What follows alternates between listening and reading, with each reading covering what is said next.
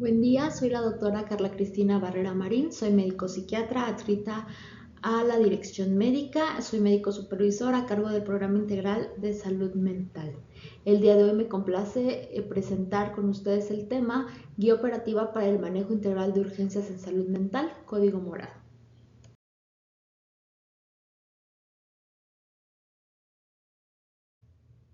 Existen algunos factores que son determinantes para la salud mental.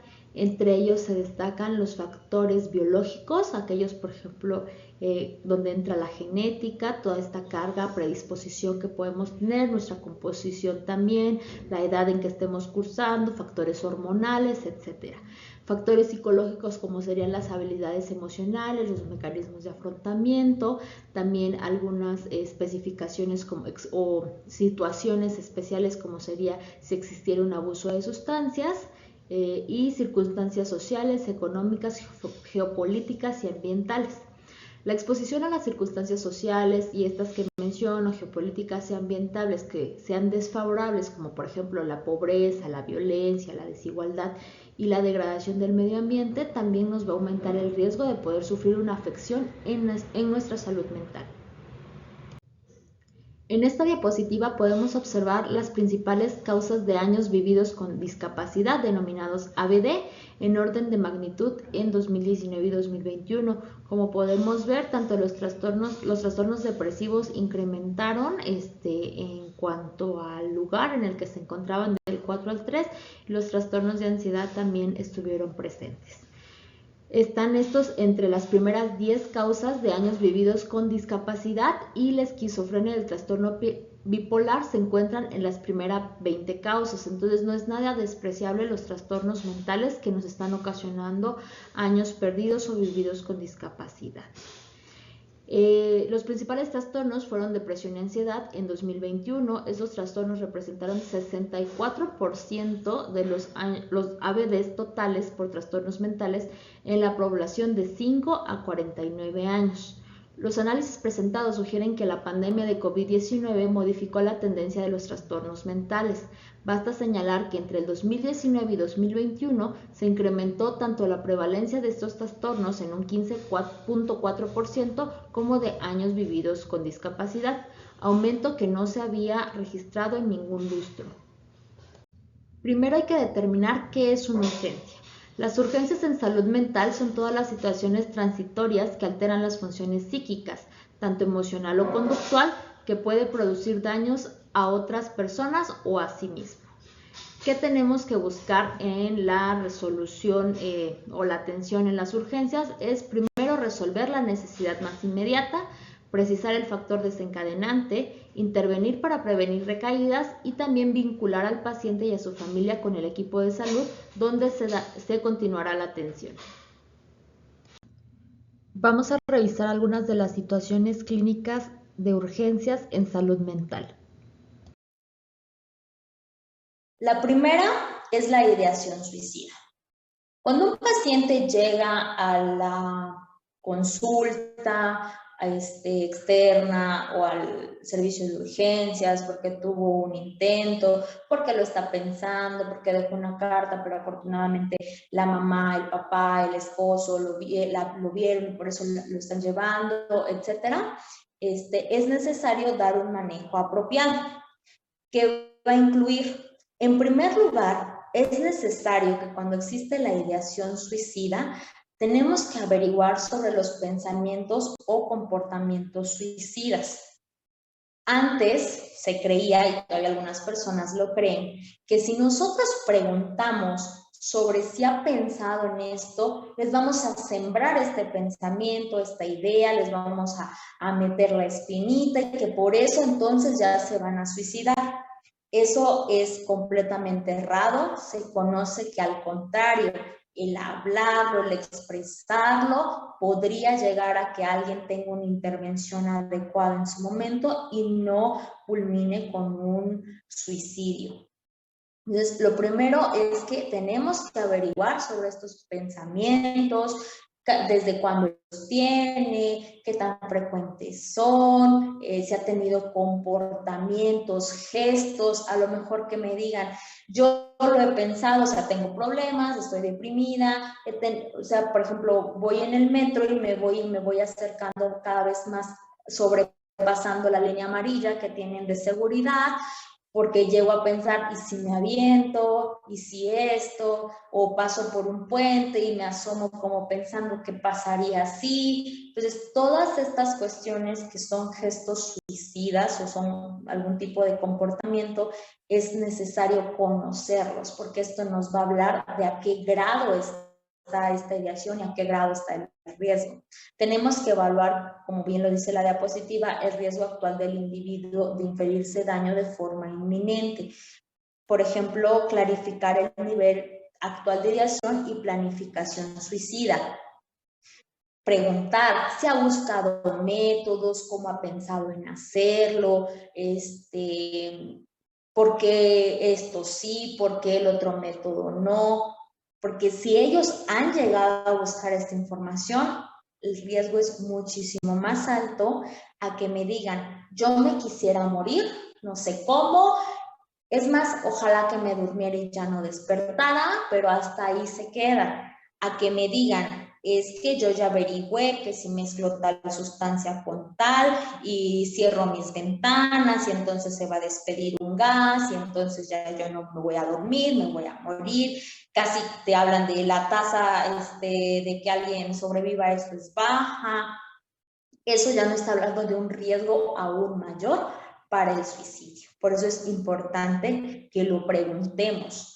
En lugar de pensar que les vamos a promover el suicidio, es al contrario, hablarlo les ayuda.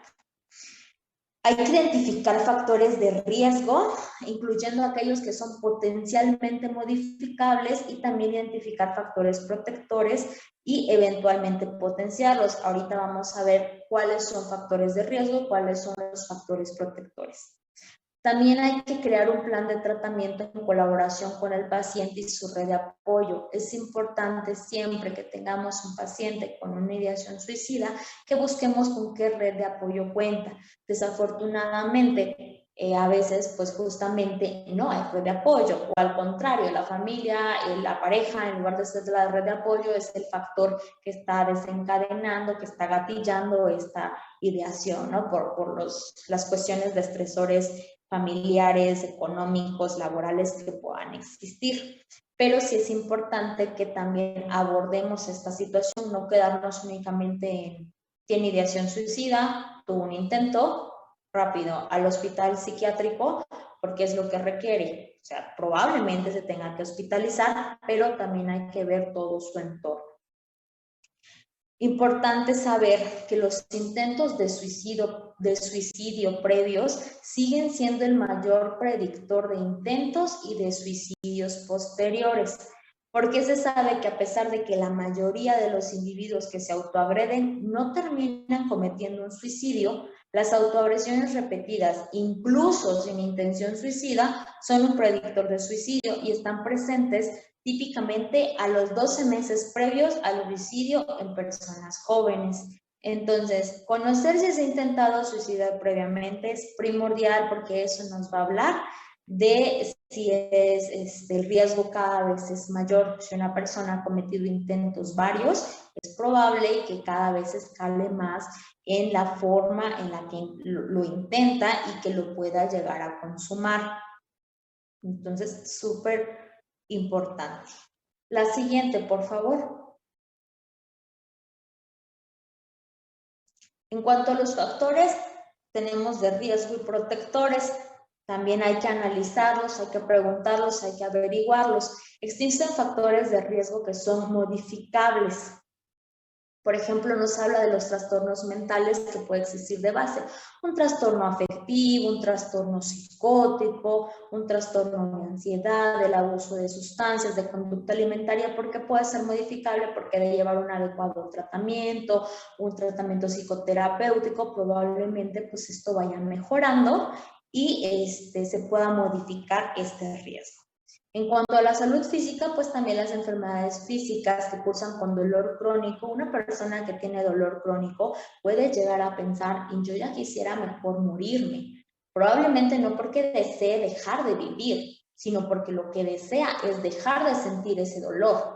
También es importante conocer si existe, por ejemplo, una enfermedad que tenga dolor, pues tratar el dolor. Probablemente después de que remite el paciente diga, no, pues es que yo ya no me quiero morir, yo lo que quería que se me quitara. También si existe algún tipo de enfermedad como cáncer, VIH, SIDA o enfermedades con mal pronóstico, pues también son factores de riesgo. Habría que ver con cuidados paliativos, mejorar la calidad de vida de la persona, si también esto pueda influir en la disminución de esta idea suicida. Hay factores psicológicos como son la cuestión de personalidad, si somos rígidos cognitivamente, si somos impulsivos, si tenemos dificultad para resolver problemas o tengamos desesperanza, somos perfeccionistas. Todas estas cuestiones de personalidad, por ejemplo, las podemos tratar en terapia. Entonces, puede ser una cuestión modificable que al final, después de llevar un proceso psicoterapéutico adecuado y con personal capacitado, pues disminuyan, mejoren y eso sea un factor menor que tengamos. Hay factores de riesgo inmodificables, como son la conducta suicida previa, ya lo hablamos, si existe un intento previo, foquísimo rojo para tenerlo en cuenta. Si hay antecedentes de suicidio en la familia, también es foco rojo para tenerlo en cuenta. Se han encontrado estudios que hablan acerca de esta cuestión de impulsividad, de disminución de serotonina en líquido cefalorraquídeo, alteraciones en los receptores justo de serotonina, etcétera, que nos hacen más propensos a llegar a tener un intento suicida. Claro, si todos los demás factores se juntan, porque pues sea una cuestión de alguna manera heredable. Nuestra genética ahí está. La edad también, ahí actualmente se están suicidando muchísimos adolescentes y jóvenes. Algo que se está estudiando pues fue este aislamiento que tuvimos en la pandemia. Ellos están en una etapa de desarrollo, son muy vulnerables y pues el cambio que hubo alrededor de nuestras vidas fue demasiado, que los está predisponiendo a que puedan llegar a cometer el suicidio. Entonces también eso hay que tomarlo en cuenta. El estado civil, las personas solteras, viudas, por ejemplo, tienen mayor riesgo porque a lo mejor no tienen el apoyo familiar, no tienen una pareja, si no tienes hijos, o sea, algo o alguien con quien contar, pues también es más fácil llegar a decir, pues no tengo a nadie, no pierdo nada y pienso en un suicidio. Si tengo situaciones económicas precarias, si tengo apoyo social, si no, también eso va a influir en yo llegar a tener un intento de suicidio, mi situación laboral, económica, si padezco bullying, si me están hostigando en el trabajo, etcétera. Y bueno, y la situación de delincuencia, por ejemplo, en el país que se vive, todas esas cuestiones que pueden a algunas personas afectarles más, pues también son factores de riesgo. Ahora, los factores protectores. Un factor protector es una condición que disminuye la posibilidad del suicidio. A mayor número de factores protectores y menores factores de riesgo, pues disminuye la probabilidad del suicidio. Entre los factores protectores tenemos que exista apoyo de la familia, de los amigos y de otras personas importantes, que tengan una vida social satisfactoria, que tengan a sus amigos, que se vean con ellos, que disfruten, que tengan buena integración social en su ámbito laboral, si son estudiantes, etcétera, con sus vecinos, todo esto cuenta. Que tengan contacto accesible y regular con proveedores de salud de la salud mental.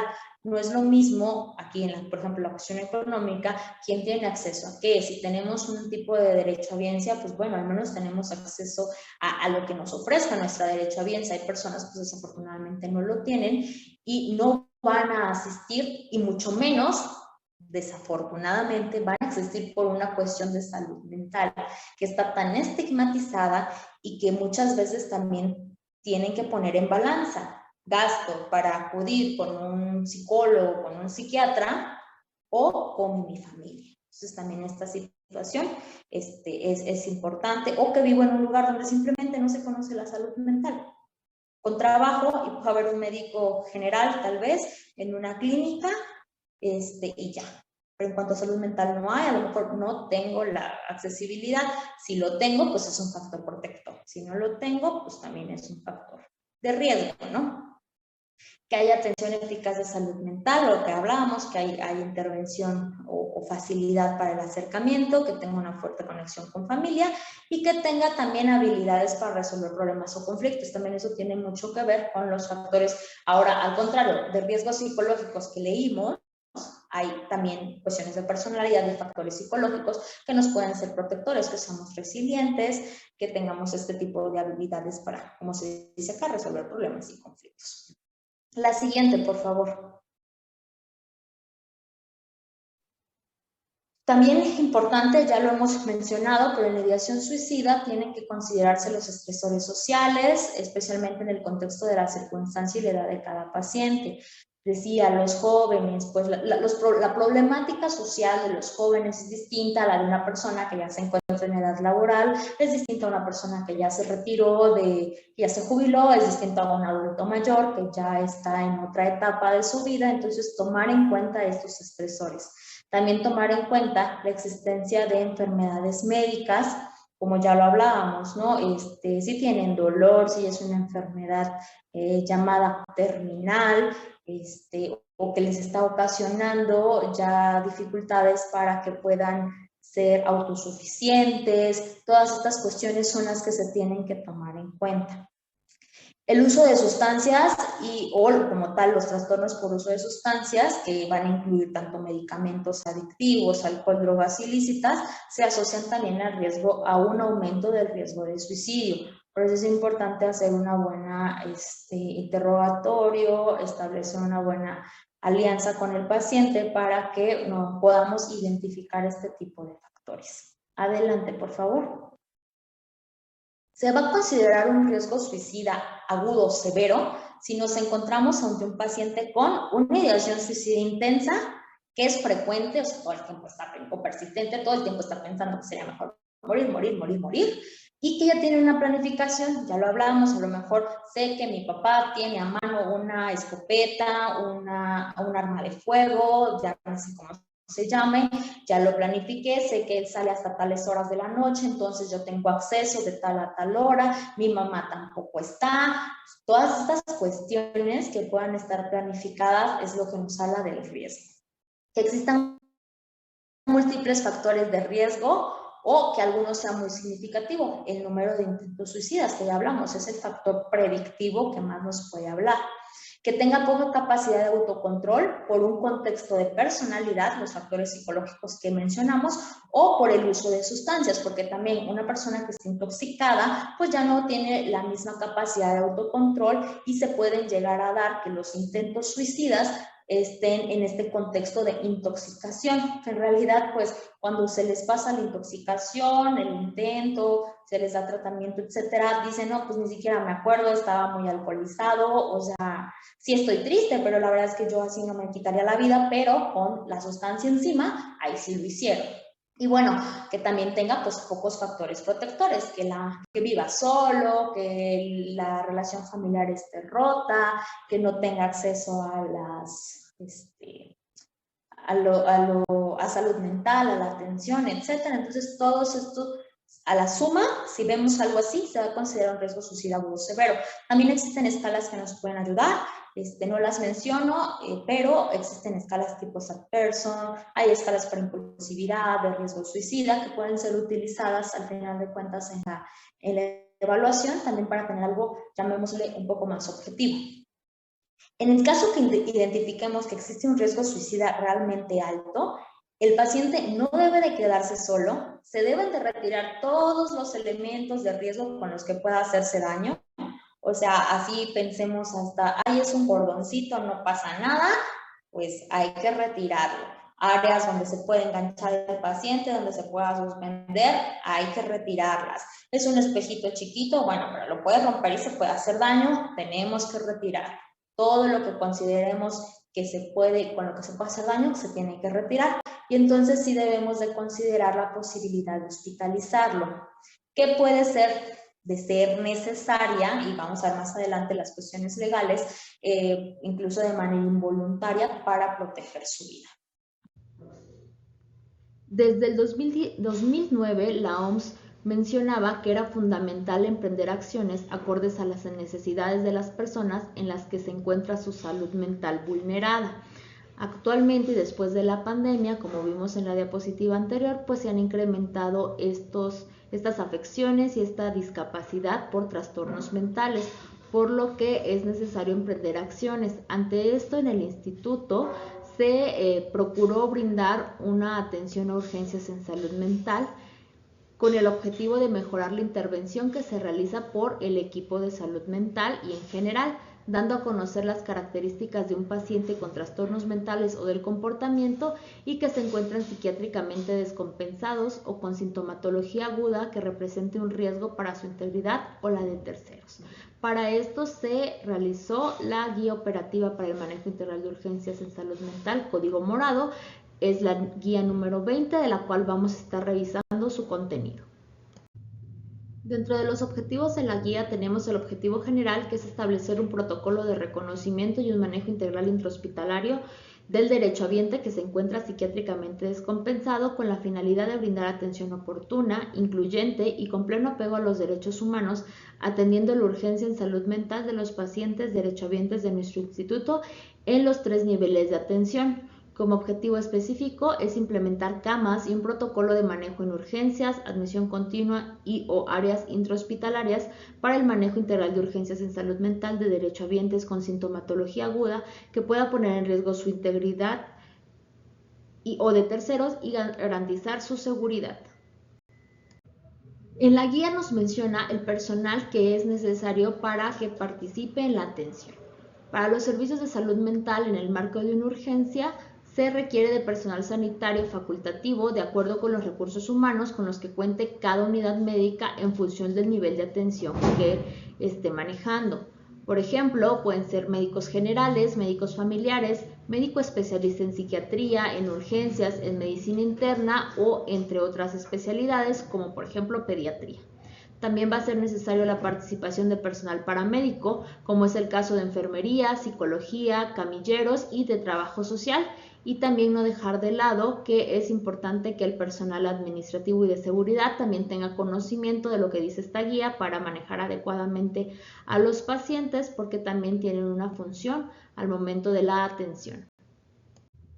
En cuanto a las adecuaciones y los requerimientos de acuerdo al nivel de atención, necesitamos que en el primer nivel de atención se efectúe la capacitación Código Morado o Manejo Integral de Urgencias en Salud Mental a todo el personal que se encuentre involucrado en la atención de los derechohabientes. También que se promueva entre estos los servicios de urgencia en salud mental, que conozcan que tenemos esta atención, porque muchas veces llegan, preguntan y el personal no lo conoce o les da una información errónea o ellos consideran que en el instituto no se ve este tipo de urgencias. Y también es necesario que se realicen adecuaciones para tener un enlace que sea ideal, oportuno, con sus unidades hospitalarias de referencia, para que cuando les llegue un código morado o una persona descompensada, pues puedan realizar el enlace correspondiente y se brinde la atención. En segundo y tercer nivel de atención, que es donde tenemos ya hospitalización como tal, se deberá adecuar al menos una cama para la atención de pacientes con sintomatología psiquiátrica descompensada o agitación en las áreas de urgencias tanto de pediatría como de adultos. Vamos a revisar también cuáles son estas adecuaciones, pero de menos tendría que haber una cama destinada a este fin. A cuando llegue un paciente que lo requiera, podamos atenderle en este área en específico. También es requerido contar con al menos una cama en áreas de hospitalización, en área de pediatría y en área de adultos, que muchas veces se puede considerar prudente que sea en el área de medicina interna, donde puedan ser colocada esta área o habilitada. Este va a ser para un manejo de corta estancia, es decir, unos 6 a 8 días de estancia, en el que se va a buscar una respuesta al tratamiento con remisión de síntomas agudos y o contención de riesgo suicida. Para esto es necesario que todo el equipo involucrado esté constantemente dándole seguimiento al paciente que esté en esta descompensación. En caso de existir médicos psiquiatras, ellos tendrán que estar vigilando constantemente al paciente, su evolución, haciendo pases de visita, revisando sus tratamientos que estén otorgando, haciendo adecuaciones y buscando que se remitan los criterios por los que llegó el paciente en primera instancia. Muchas veces los pacientes ya tienen un padecimiento conocido y lo que pasa es que dejan de tomar sus medicamentos. Entonces, en estos 6 a 8 días, cuando ya bajo supervisión de enfermería se les brinda los medicamentos, muchas veces remiten los cuadros agudos y ya pueden ser manejados de manera ambulatoria. Pero pues les reitero, para esto es necesario que estén los médicos, enfermeras y todo el equipo muy pendientes y pasándoles visita, evolucionando a los pacientes, no simplemente dejarlos ahí y como es de psiquiatría nadie les hace caso. No, al contrario, hay que estar súper pendientes de ellos. En áreas de hospitalización, ¿dónde sería adecuado colocar o idealmente habilitar o adecuar estas áreas? De preferencia en los primeros pisos del edificio, de preferencia, sí, ideal, en una planta baja. De no ser así, pues en el primer piso, o sea, que no sea realmente en pisos muy elevados, que en donde lo ubiquemos se cuente con interconexiones con el resto del hospital para que pueda tener acceso el equipo interdisciplinar en caso de que sea necesario. También se deben considerar una variedad de incidentes relacionados con la seguridad, que puede incluir que sea un paciente que tenga conducta suicida o alguna otra forma de autolesión, heteroagresión, fugas o caídas por medicamentos o por la misma condición del paciente, entonces hacer las adecuaciones necesarias. Va a ser elemental maximizar la observación visual de los pacientes desde la estación de enfermería, que estén ubicados preferentemente pues casi enfrente de la estación para que los puedan vigilar de manera constante, y hay que minimizar cualquier punto ciego que pueda existir que ponga en riesgo la seguridad del paciente, que no nos demos cuenta si algo está sucediendo. El ahorcamiento se reporta como el método de suicidio en medio hospitalario en el 70% de los casos, seguidos de corte, estrangulación y sobredosis en el 7.8%. La mayor parte de eventos de ahorcamiento se realizaron en alturas menores a la cintura y en el 52% se asoció a la puerta como punto de anclaje. En el 58% las sábanas o ropas de cama fueron utilizadas como cuerda, de acuerdo a algunos estudios que se han estado publicando. También se sabe que el baño es el lugar en donde el paciente pasa un mayor tiempo solo, por eso hay que hacer ciertas adecuaciones, como que las puertas no deberán contar con cerrojo ni manija, justamente para evitar que los pacientes se puedan encerrar y puedan realizar algún tipo de conducta autolesiva, suicida, etc. También debe ser un espacio libre de anclajes, justo por lo que les mencionaba del ahorcamiento.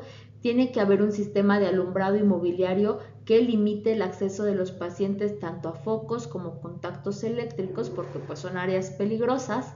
Tiene que existir un sistema de ventanas que se le hagan unas adecuaciones que puedan permitir que resistan los impactos. Por ejemplo, las películas de protección, que aunque los golpeen o puedan llegar a estrellar la ventana, como tal no caen los pedazos, simplemente pues justo se estrella y no permite que se puedan lesionar con este elemento. También hay que restringir la apertura de ventanas colocando un límite o un tope para evitar que el paciente se asoma y pues se pueda llegar a aventar desde ciertas alturas si estuviera ubicado la habitación en un lugar alto. En cuanto al baño, se recomienda no usar barras para las toallas porque pueden ser puntos de anclaje. También se debe prescindir de accesorios como son los ganchos, los espejos. Es desaconsejable también el uso de cortinas de baño porque se puede llegar a utilizar como una herramienta para ahorcamiento, porque al mismo tiempo puede ser también un punto de fijación.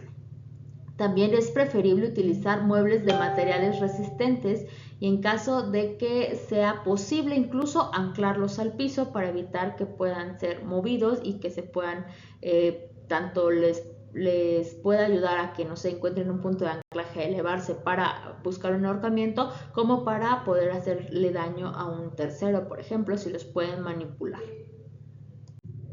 En la guía nos establece una señalética que debemos de colocar en las áreas que ya estén adecuadas para que todo el personal conozca que este es el área justamente en que en caso de que exista una urgencia en salud mental puede saber que ahí puede brindar una atención adecuada porque ya existen las modificaciones, retiro de objetos peligrosos, etc. Tanto las unidades de hospitales generales, regionales, centros médicos de alta especialidad que cuenten con el equipo de salud mental deberán incorporar esta señalética. Actualmente se cuenta con 114 unidades médicas con un total de 170 camas para la atención de urgencias en salud mental, divididas desde el centro médico, en hospitales regionales, generales y las clínicas hospitales. Actualmente, hasta septiembre de este año, desde que se implementó, que iniciamos con toda esta cuestión de atención de urgencias en salud mental, dentro de nuestra institución se han atendido 7,167 casos a nivel nacional, mismos que en otros hospitales de otras instituciones, Secretaría de Salud, IMSS, realmente pues todavía no tienen este avance como nosotros ya lo hemos tenido. Ahora, pasando al protocolo como tal de código morado, vamos a ver primeramente la detección y activación. Es importante conocer estos grados de de escalamiento que puede llegar a tener una persona, que nos pueden ayudar a identificar que se puede tratar de un código morado, de una persona a lo mejor que pueda tornarse en una amenaza, en una agresión, en violencia, para que podamos actuar de manera correcta. El primer grado es hostil, irritable, el segundo es cuando grita e insulta, el tercer grado ya es cuando golpea o amenaza. En cuanto el personal de salud identifique dicha conducta en un derechohabiente, se deberá activar de manera verbal el código morado. Si es que existiera un tipo de sistema de alarmas en el servicio de urgencias interna, en consulta externa o donde se esté dando el caso, pues se tendrá que hacer sonar la alarma. Esto va a ser con la intención de que el personal pues sea alertado y favorezca la participación en el manejo de esta persona que requiera la atención. Es importante que exista una persona encargada para la difusión del requerimiento de atención del código morado y dónde se encuentra. En este pequeño diagrama de flujo se encuentra el manejo inicial, que es activar la señal de alarma o voceo, justo para que todas las personas involucradas sepan de qué se trata, tanto el personal sanitario, que ya hablamos quiénes son los que participan, personal médico, etcétera, pueden iniciar con la contención verbal. De ser necesario o que escale más o nos remita, pueden utilizar la contención farmacológica. Es importante que aquí también, pues idealmente se haga la evaluación psiquiátrica. Mientras tanto, el área de psicología también podría iniciar una intervención familiar, porque muchas veces, obviamente a cualquiera nos podría impactar a ver a nuestros familiares de esta manera, entonces no sabemos qué pasa, estamos preocupados, desconcertados, muchas veces nadie nos explica lo que está sucediendo, entonces es una buena oportunidad para iniciar una intervención familiar, explicar de qué va este manejo y que pues se hace todo en virtud de buscar la mejora y la atención de la persona que lo requiere. También trabajo social es importante, por ejemplo, si no hubiera personal médico en el momento y psicología es quien inicia la contención verbal al paciente como tal, trabajo social es quien nos puede apoyar o debería también apoyar para registrar, corroborar datos de familiares y también poder iniciar una intervención familiar. Regresando un poquito a ya la situación con el paciente en cuanto a la contención farmacológica, si llegase a ser necesario, se puede llegar a utilizar la restricción física siempre como último recurso, que vamos a leer las especificaciones de esto.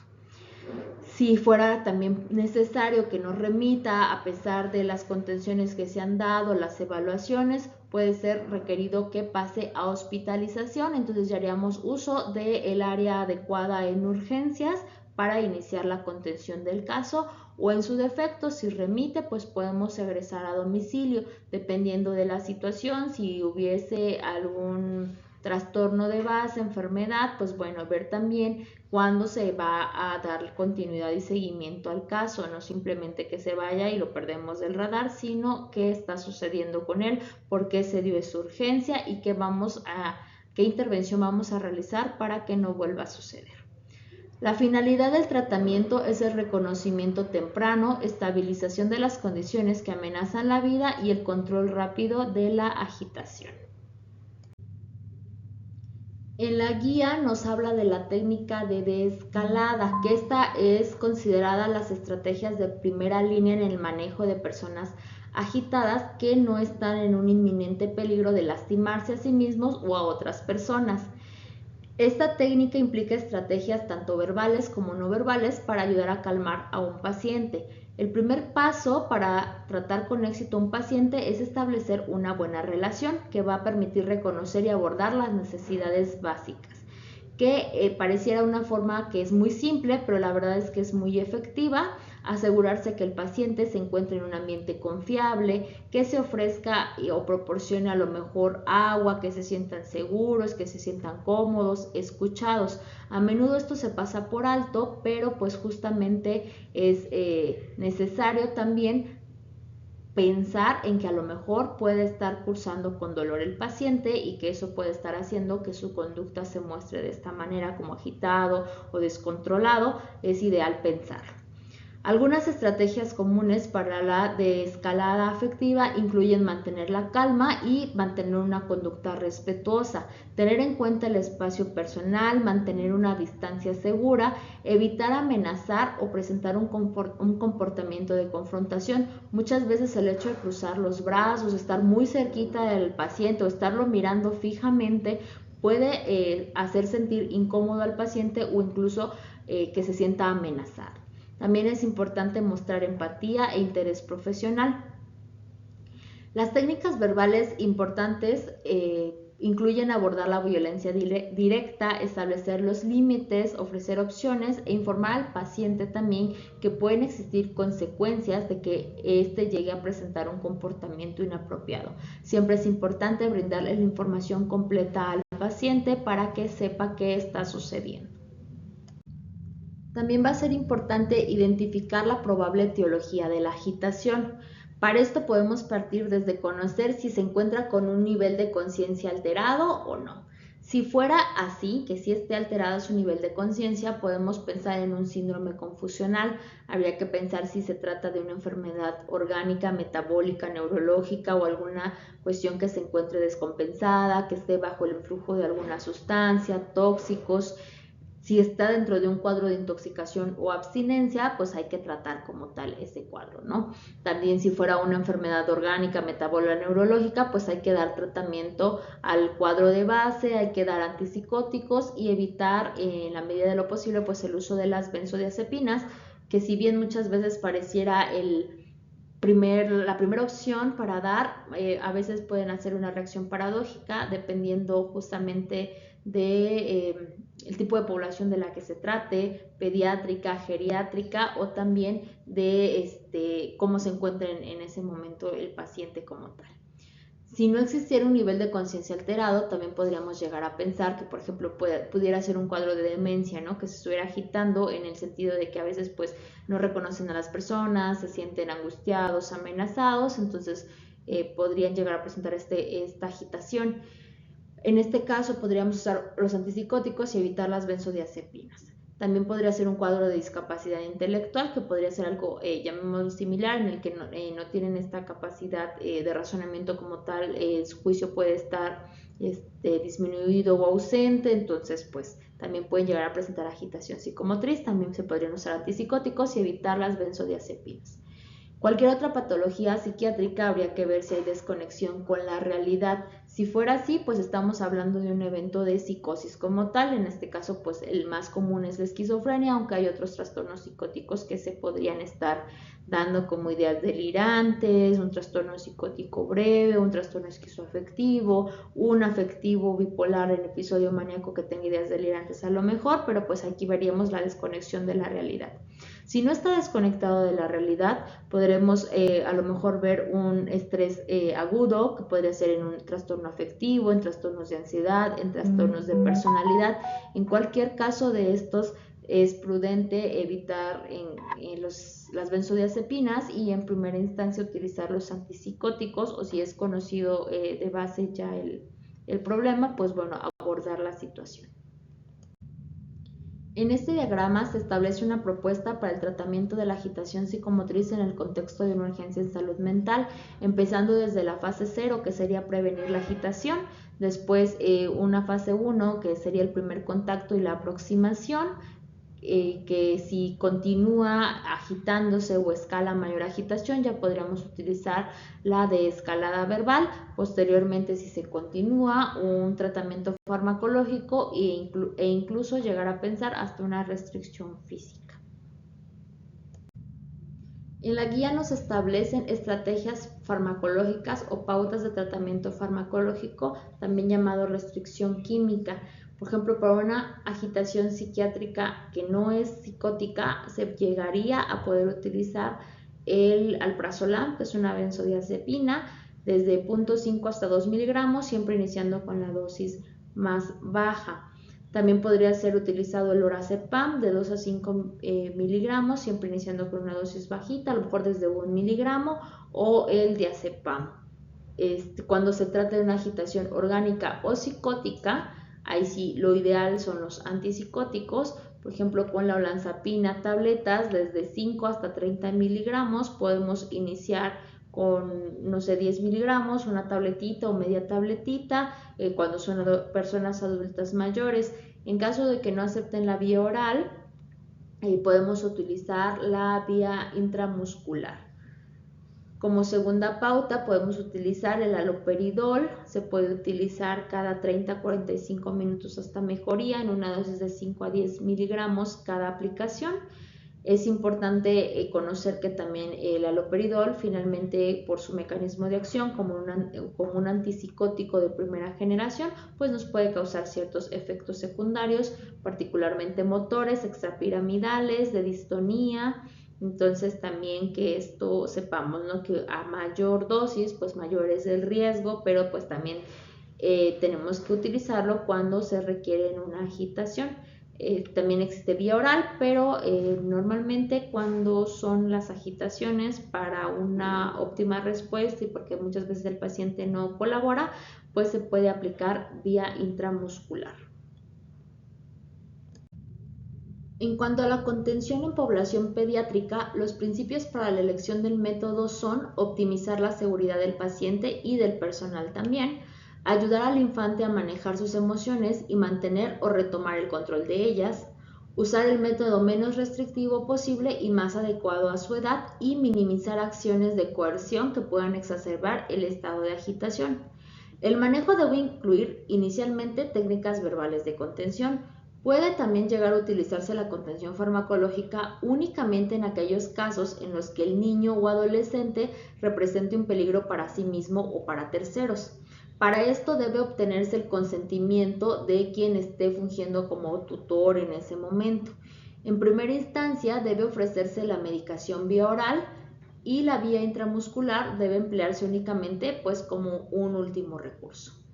Tanto niñas, niños y adolescentes, en ellos se tiende a evitar antipsicóticos típicos, por ejemplo el haloperidol, dada la elevada potencia que pueden generar de distonía aguda, como les mencionaba, por cómo funcionan, por el bloqueo de los receptores de dopamina que tienen, pueden llegar a generar síntomas extrapiramidales, dentro de ellos la distonía aguda, y esto se ve menos con los antipsicóticos de segunda generación o atípicos. Por eso, como pueden ver en esta tabla, ponemos primero la olanzapina y risperidona y después el haloperidol. También Saber que con el uso de benzodiazepinas, que muchas veces pueden decir, pues le doy una benzodiazepina para más rápido, existe una posibilidad de reacciones paradójicas tanto en niños y jóvenes. Y esto ¿a qué me refiero? Es decir, que en lugar de mitigar, vamos a aumentar la agitación con el uso de las benzodiazepinas. Las contenciones tanto químicas, que son esos tratamientos farmacológicos, como las físicas, deben utilizarse únicamente como último recurso. La sujeción terapéutica debe ser empleada durante el mínimo tiempo necesario.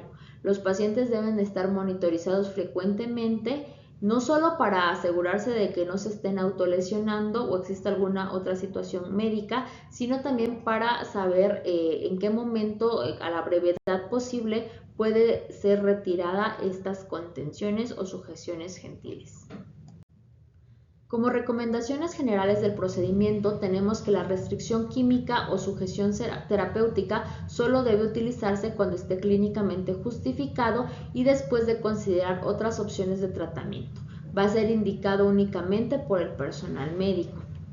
Un médico o un profesional autorizado debe evaluar a la persona dentro de la primera hora de haber iniciado esta intervención. Las personas usuarias de los servicios de urgencias en salud mental deben tener un monitoreo tanto continuo y una evaluación periódica con la intención de interrumpir la intervención lo antes posible. Previo al consentimiento informado del paciente, la familia debe de ser notificada con prontitud, o bien, en caso de que el derechohabiente no se encuentre en condiciones de otorgar su consentimiento, la familia, el familiar o tutor responsable estará a cargo de tomar las decisiones, previa orientación del equipo de salud mental.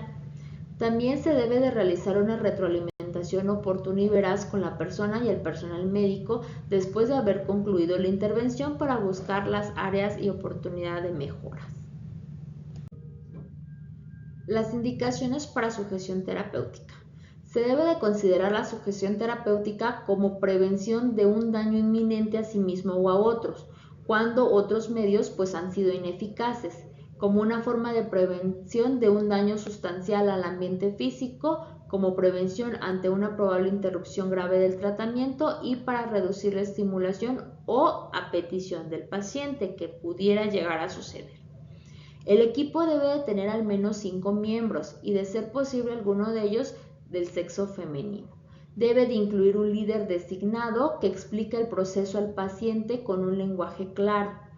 Antes de ingresar a la habitación del usuario o usuaria e iniciar el procedimiento, se deben de retirar todas las pertenencias personales que pueden usarse como arma o que pueden causar lesiones, incluidos objetos aparentemente benignos. Muchas veces utilizamos en el área hospitalaria gafetes porque es nuestra obligación portar nuestra identificación como este tipo, pero deberían de ser retirados o en su defecto contar con algunos que pueden tener broches especiales que al jalarlos se rompen, se abren y no puedan ser utilizados como un arma. También se deberá buscar la oportunidad de leer el consentimiento informado al paciente y, en caso de no ser posible, se le deberá entregar al familiar responsable o, en último caso, si no es posible, porque se tiene que aplicar la sujeción terapéutica por la urgencia, en cuanto se evalúe la situación y se encuentre estable, ya se le podrá proporcionar tanto a la persona o al familiar o a ambos. Durante el procedimiento, el líder del equipo va a mantener la seguridad de la cabeza de la persona mientras cada uno de los otros miembros toma el control de una extremidad que ha sido previamente asignada. Esto es importante, que trabajemos con nuestros equipos, sepamos qué va a hacer cada uno. No en ese momento nos hagamos bolas porque vamos a entorpecer la atención.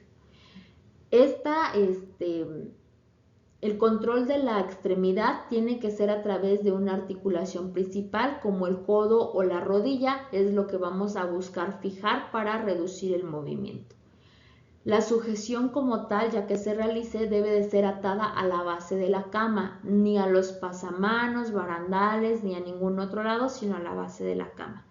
Todas las posiciones de restricción sabemos que van a conllevar ciertos riesgos y para eso es esencial que tengamos una supervisión cuidadosa de esta persona que se encuentre en ese momento con la sujeción. Si existe la aspiración como un riesgo, la persona tendrá que ser colocada como de cúbito lateral. De lo contrario, la posición ideal va a ser en posición supina. Esto es para facilitar el examen médico y ser más cómodo también para la persona. Tenemos que tener en cuenta que la cabeza debe de estar libre para girar hacia un lado y hacia otro. Y cuando sea posible, la cabecera de la cama debe de estar un tanto elevada. La restricción en posición de decúbito prono, o sea, boca abajo, va a predisponer a la asfixia, motivo por el cual las vías respiratorias deben de permanecer despejadas en todo momento y debe permitirse la expansión completa de los pulmones. Cuando el tratamiento incluya restricción mecánica, la persona debe de estar bajo una observación y monitoreo continuo realizado por un médico, enfermera u otro personal capacitado y competente, lo que es crucial para la prevención de lesiones o incluso una muerte del paciente. Y para garantizar que el uso de la restricción se interrumpa lo antes posible, garantizando durante el proceso la seguridad y comodidad física, bienestar psicológico y el derecho del paciente a la privacidad. La revisión posterior a la restricción es una intervención compleja que requiere una documentación cuidadosa y que tiene lugar después de un episodio de restricción dirigido al paciente y realizado por los proveedores de dicha atención médica con la finalidad de mejorar la experiencia del cuidado de paciente, evitar futuros eventos de restricción, mejorar la calidad y seguridad de la atención del paciente con comportamiento agresivo y documentar el episodio. Todo esto puede contribuir a minimizar los efectos adversos de la restricción y restablecer la relación de confianza entre el personal médico y la persona, pues que fue necesario someter a este tipo de tratamientos. Por ejemplo, aquí también se coloca en la guía, en un anexo, un formato que puede ser utilizado para el control y seguridad del paciente que tiene sujeción terapéutica, con el llenado de los datos, la fecha de la indicación, qué profesionales están interviniendo, cuál fue el causante de la indicación de la sujeción, si era por un riesgo a terceras personas, a sí mismo, por interferencia en el proceso terapéutico, etc. También qué tipo de contención fue, si fue completa, parcial, indicando qué miembros fueron los que se tuvieron que inmovilizar, la duración prevista, el estado del paciente cuando inició, las intervenciones que fueron asociadas, como si hubo contención verbal, si hubo contención farmacológica, qué tipo de, si la medicación fue oral, parental, qué fármaco fue, qué vía, qué hora, y si fue necesario prorrogar la sujeción, pues también cuál fue el motivo, cuánto incrementó más la duración. Y por último, pues también saber el momento en el que terminó la sujeción y el seguimiento del estado del paciente, cómo está su piel, las áreas, la evolución, sus signos vitales, si hubo necesidad de aseo, higiene, de alimentación, de hidratación y por último, quién estuvo de responsable de esta sujeción, de esta vigilancia. Entonces, este formato nos puede ayudar a que pues sepamos qué es lo que sucedió durante este evento. La sujeción terapéutica debe ser autorizada por un médico tratante, el cual deberá cerciorarse de que la persona no esté cursando con un cuadro de encefalopatía que podría agravarse por la disminución de la información sensorial. Por ningún motivo se deberá ocupar la sujeción terapéutica como un sustituto de tratamiento, como castigo, como respuesta al rechazo del tratamiento, es decir, no quieres, pues te sujeto, o no quieres hacer esto, te sujeto. Tampoco como una respuesta al comportamiento desagradable o cuando la persona lo experimenta como un refuerzo positivo para la violencia. En este mismo sentido, hablando de manejo de urgencias, de hospitalización, de estas cuestiones, en salud mental existe un decreto que reforma, adiciona y deroga diversas disposiciones de la Ley General de Salud en materia de salud mental y adicciones. Esta se dio desde mayo del 2022. Entre las reformas que se dieron en este apartado de salud mental podemos revisar, por ejemplo, el artículo 51 bis, que nos indica que los prestadores de servicios de salud estamos obligados a comunicar a la persona de manera accesible, oportuna y en lenguaje comprensible la información veraz y completa, incluyendo tanto los objetivos, posibles beneficios y riesgos esperados, así como las alternativas de tratamiento, para asegurar que los servicios se estén proporcionando sobre la base de un consentimiento tanto libre como informado. En el artículo 72 nos dice que el propósito último de los servicios de salud mental es la recuperación y el bienestar, el despliegue último de las potencialidades individuales para la convivencia, el trabajo y la recreación. En el artículo 73 se dice que los servicios y programas en materia de salud mental y adicciones deberán privilegiar la atención que sea comunitaria, integral, interdisciplinaria, intercultural, intersectorial, con perspectiva de género y participativa de las personas desde el primer nivel de atención y los hospitales generales, en nuestro caso todos los niveles de atención con los que contamos.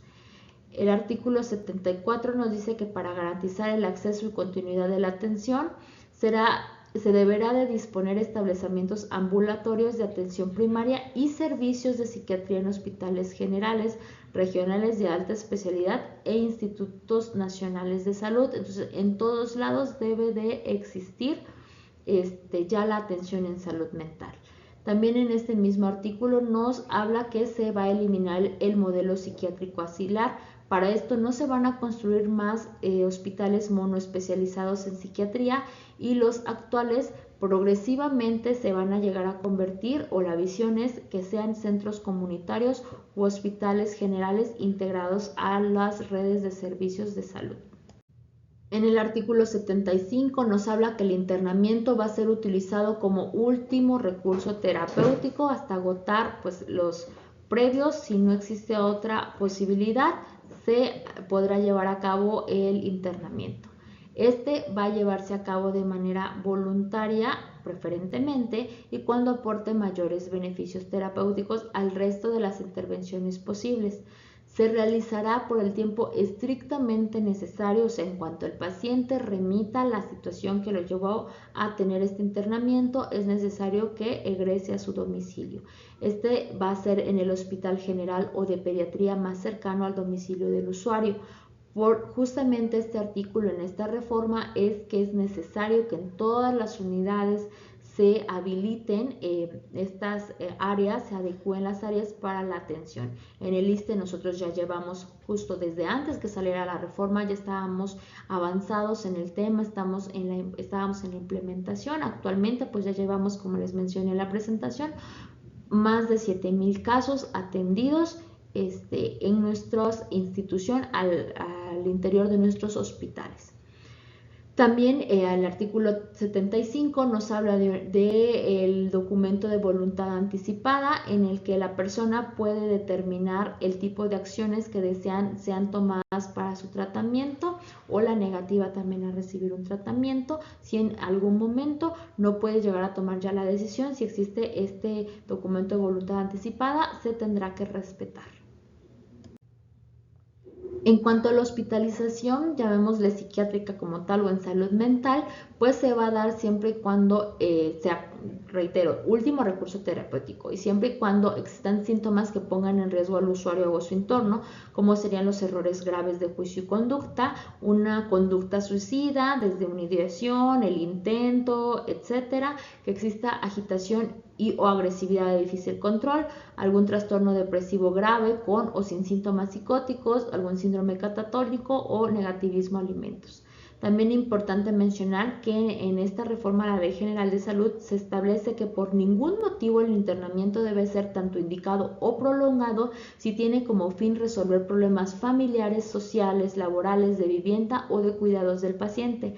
Anteriormente, cuando a lo mejor entendemos los cuidadores pueden estar desgastados, simplemente decías prácticamente quiero un descanso, voy e interno a mi familiar para que ya no esté dando molestias. o yo ya no lo quiero cuidar, voy y lo interno, dejo de trabajar, lo interno y con eso justifico cosas en el trabajo, pero con la finalidad solo de para que se resuelva lo demás, pues eso es incorrecto. Actualmente se sabe que esos no son ningún motivo de internamiento, solo si supera el beneficio y no se pueda manejar de otra manera, es que se puede llegar a dar el internamiento. Ante esta reforma, la CNDH, la Comisión Nacional de los Derechos Humanos, realizó un pronunciamiento en junio del 2022, el 14 de junio como tal, en el que establecen el posicionamiento de ellos ante la reciente reforma. Ellos dicen que se identifican a la reforma con cambios sustantivos, desde abandonar los conceptos excluyentes y que negaban a las personas con discapacidad psicosocial el derecho a decidir, hasta la proyección de un sistema comunitario de atención. Como ya mencionaba, actualmente se va a dar prioridad a una atención comunitaria cercano a los domicilios y en hospitales generales, con el cual, dicen ellos, se involucra en la atención de la salud no solo a las familias y al Estado, sino a la comunidad. También mencionan que poner límites a los internamientos forzados refrenda la autonomía y poder de decisión de las personas sobre los tratamientos a recibir. Migrar de un modelo asilar a uno de respeto y vigencia de derechos humanos de las personas usuarias de los servicios de salud es un primer paso para abandonar esquemas de control excluyentes. Como tal, la CNDH considera positivo que la reforma plantee bases para implementar un modelo que se oriente a combatir los estigmas que existen sobre las personas que requieren de los servicios de salud mental y que contribuya a garantizar el derecho de la vida independiente de las personas mediante el apego a estándares internacionales en materia de derechos humanos. Bueno, por mi parte sería todo. Les agradezco la atención prestada. Cualquier duda o comentario, les dejo mi dato de contacto, mi correo institucional, que es carla.barrera@iste.gov.mx. Espero que esta información les sea de utilidad y quedamos a sus órdenes. Gracias.